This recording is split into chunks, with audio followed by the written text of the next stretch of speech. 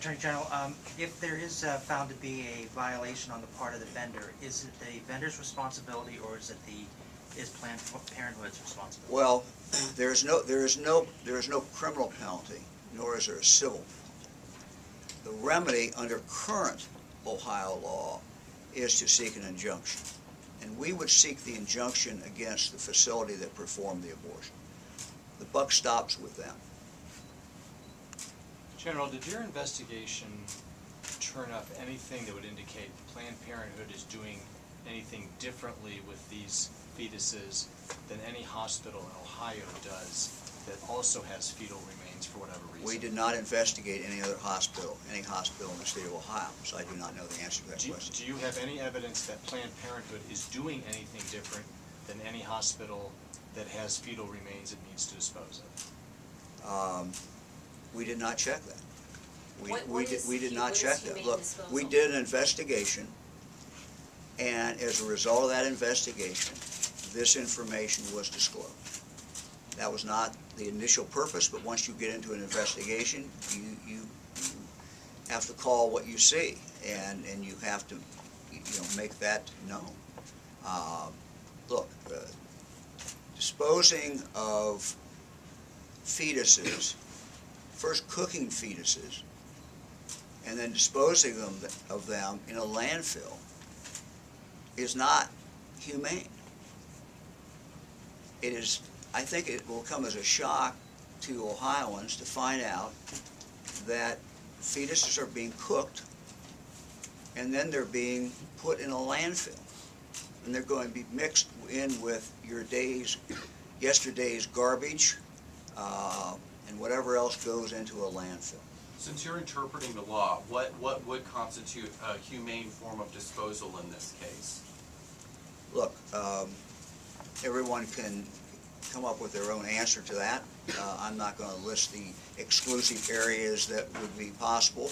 I believe that the legislature, after having talked to the leaders of the legislature, I think they're going to take some action to prescribe specifically how fetuses should be disposed of. So I will let them do that. That's not my job. How about this? Is there any form of fetus disposal that would be humane in your eyes? Or is this just an attempt to stop all abortions in the state? No.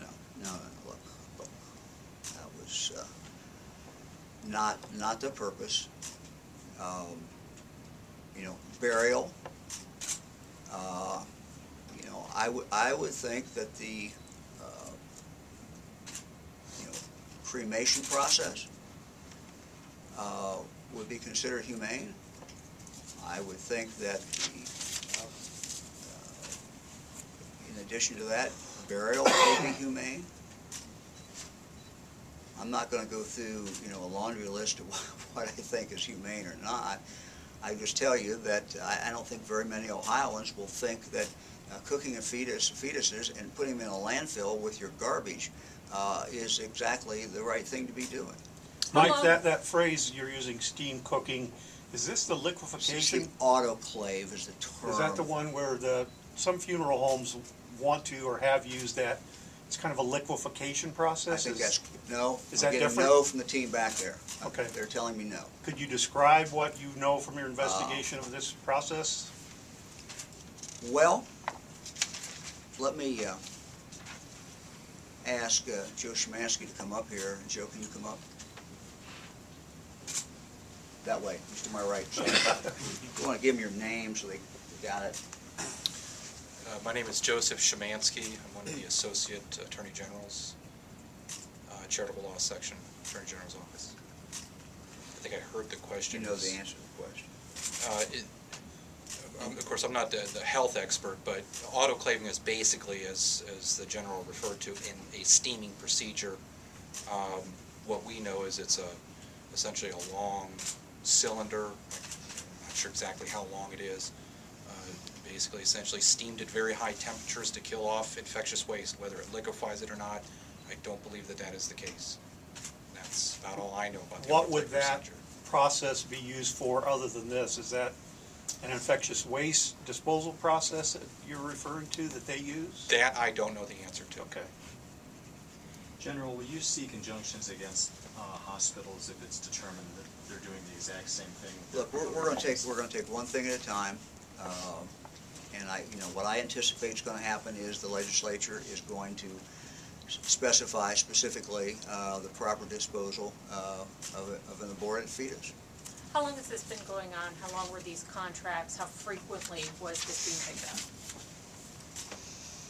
You might tell them that the scope of our investigation, because that's all we were looking at, is a certain period of time. Right. The scope of our investigation was just simply whether or not this charitable organization breached its fiduciary duty by perhaps violating the abortion trafficking statute. We only looked at records from, I believe, January 2014 forward. Anything outside of that scope, we cannot answer. In that time, how often was this a daily pickup or? Generally weekly records. And do you know how many fetuses total? No, we do not. So this continued from when you started collecting information records? Well, to answer your question, we only know the records that were publicly disclosed by the Department of Health because they have to keep track of all records, and that's on. You can get that from the Department of Health.